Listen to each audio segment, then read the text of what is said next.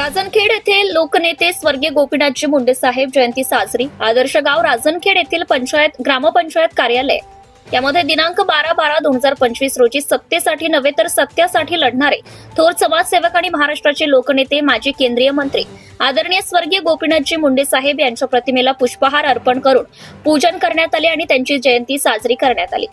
सन 2025-26 या वर्षामध्ये मुख्यमंत्री समृद्ध पंचायत राज अभियानामध्ये सहभाग घेतलाय.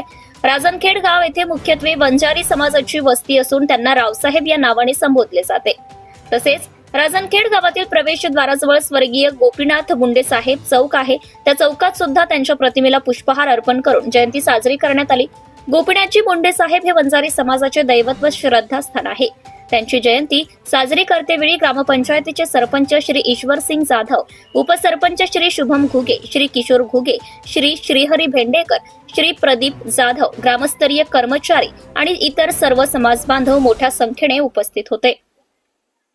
धुमाकूळ महाराष्ट्र न्यूज नेटवर्क अकोला जिल्हा प्रतिनिधी व कार्यकारी संपादक श्री प्रदीप गावंडे अकोला.